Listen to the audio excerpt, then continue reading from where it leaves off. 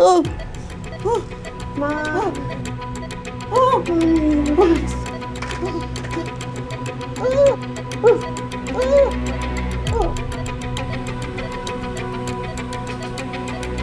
Pagpahingahin na muna natin siya.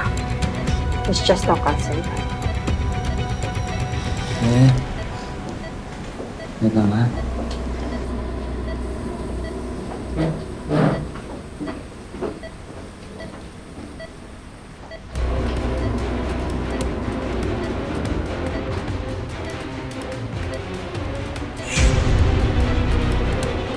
Hindi na nagaganon si Mami.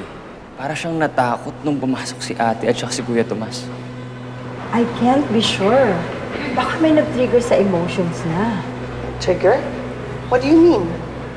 It can be a memory or sa senses niya. May naamoy, narinig, or nakita.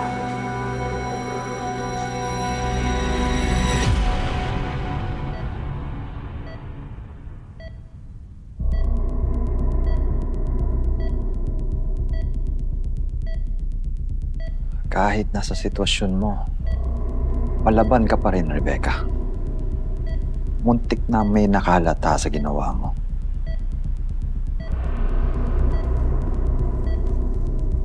Alam kong naririnig mo ako.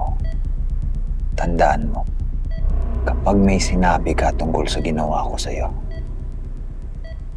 hindi lang ikaw ang tutuluyat ko. Idadamay ko na yung dalawang anak mo. Naintindihan mo ko? Hmm?